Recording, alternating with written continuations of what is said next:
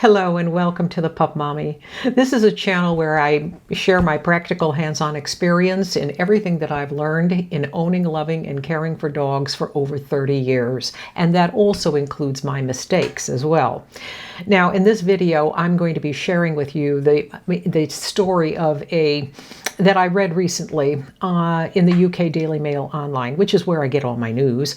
And the story revolves around a pet sitter in Houston who was caring for 11 dogs at one time. And unfortunately, with the heat in Houston being what it is, 7 of the dogs became overcome with heat stroke.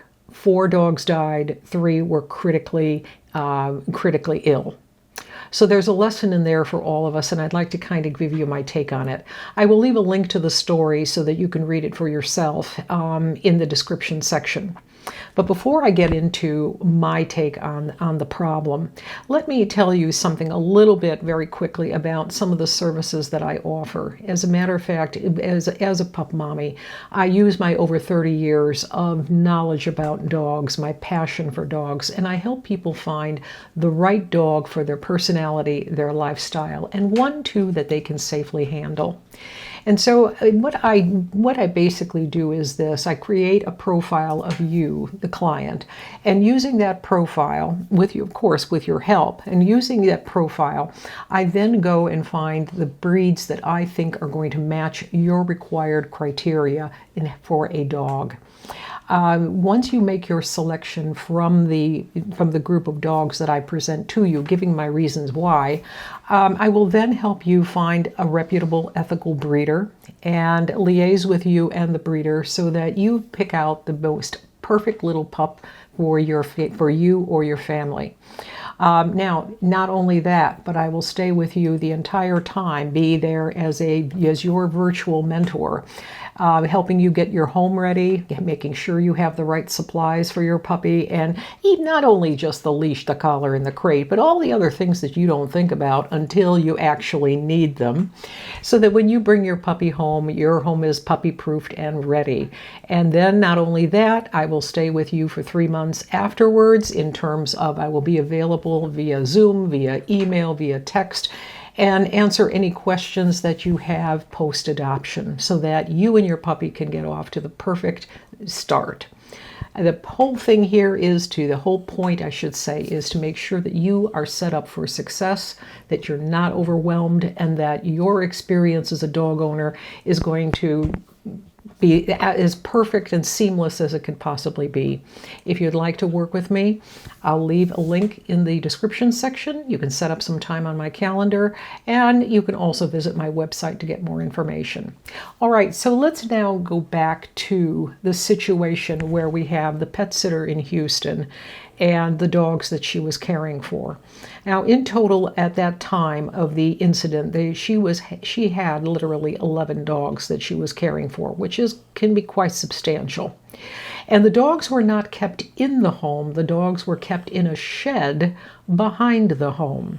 And what happened was, in the 86-degree temperature outside, which means it's hotter inside, the air conditioning died.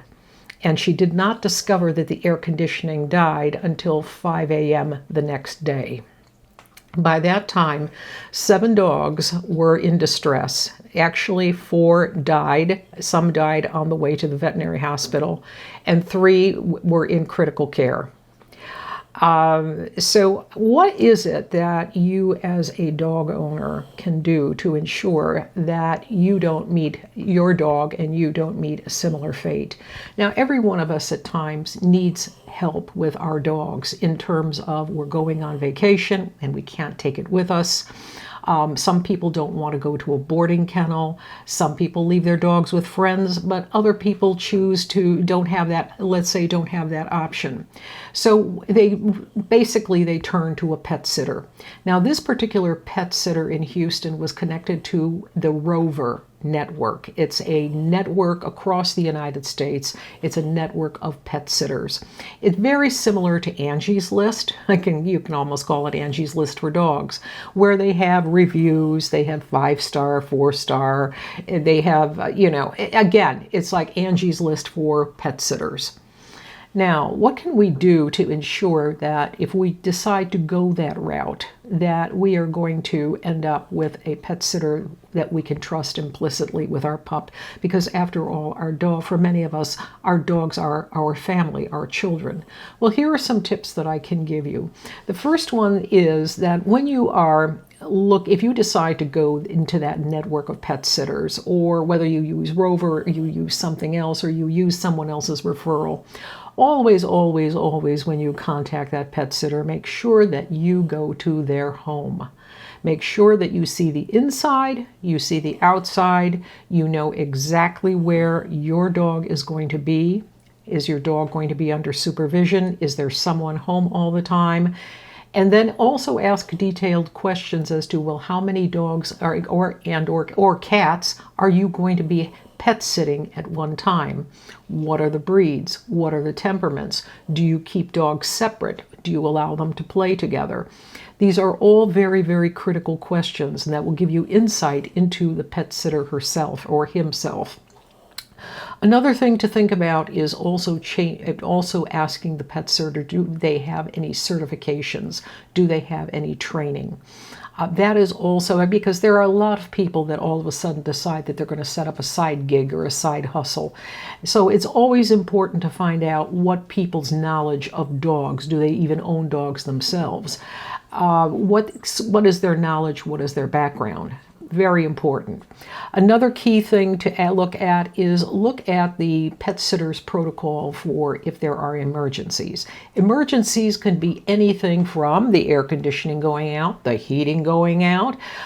If there is a medical emergency of the pet sitter herself, what is the protocol? Is there a thunderstorm that's going to be coming through? And there are some dogs that don't like, as we all know, don't like thunderstorms and lightning. Or else what is the protocol for weather conditions, whether it's even more serious like a hurricane or a tornado, and tornadoes especially because they can crop up very suddenly. And also with emergency protocol, find out the veterinarian that the pet sitter uses. And you also have to gauge when you look at that pet sitter and then you think about your dog, especially if you have a large dog. All right, if you own a Great Dane, you own a Bernese Mountain Dog, or like me, you own Shepherds. All right, I've had that experience where I've had to take a Shepherd to emergency at 10:30 at night on a weekend. All right, and that Shepherd was 85 pounds, managed to get to the car and then collapsed. And then you have to lift 85 pounds of dead weight into the car. So always think about, is that pet sitter going to be able to handle your dog in an emergency? Again, I'm always saying this, but very important. Another thing to think about is, you should be meeting the pet sitter maybe once or twice or even 3 times at different times, stopping by, asking them if you can stop by, to just kind of get a more comfortable feeling about them as to different times of the day. Can I stop by? Can I talk to you? Because if you plan a vacation or you plan to have to go into the hospital or rehab or whatever, you plan.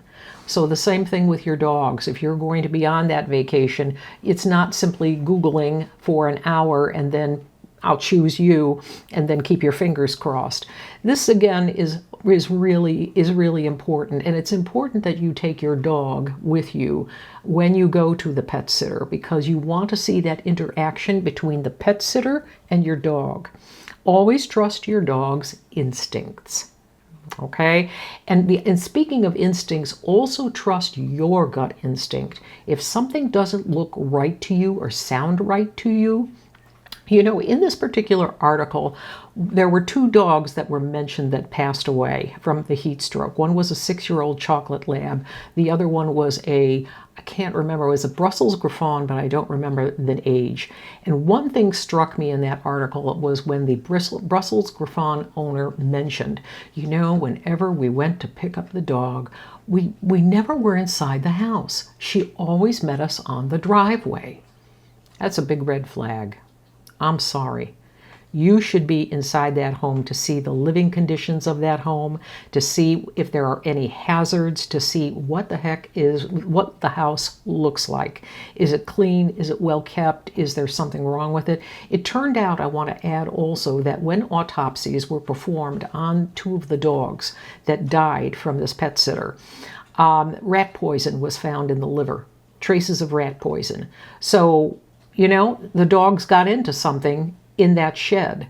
You want to be sure that when you go into the pet sitter's home that you're looking around. You want to make sure there are cords and wires are kept tucked away. You want to be sure that if there are any toxic plants, they're somewhere higher up on a shelf where they can't be reached. You want to make sure that whatever is lying around, that the dog is not going to get into it and ingesting it. And then you're going to end up with a hefty vet bill.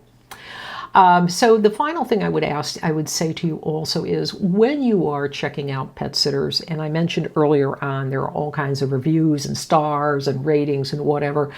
That's one thing, but you always have to read the reviews and at the same time read between the lines. There are some people who they cosset their reviews very carefully with very specific language that, if you're experienced in dogs, you can tell from the language sometimes and what's said and what is not said. So that's also very important. Now, I do have a separate video out on pet sitters, questions to ask. I will leave a link to that video in the description section as well. And so with that, I'm going to say thank you very much for watching. Again, it's one of these topics that it's kind of controversial in a way, and at the same time, it's something that you don't want to have happen to you. Some people in this particular article, you can see, as a dog owner, you can see made some mistakes, and some of those mistakes by, even saying I did my due diligence. Well, there's due diligence and there's due diligence. We have to make sure that we are doing the best for our pups and that we've ticked all the boxes. So again, in summary, use your instincts. Make sure that you check everything out to your satisfaction, and if something doesn't feel right, and if your dog reacts, find another pet sitter, find another avenue, another path. And with that, thank you very much for watching. I do appreciate it. I hope you found this video informative. And I will be uploading another video of an owner's mistake that also, again, resulted in her pup's fatality. So I will have that shortly following. And thank you very much for watching, and it's bye for now.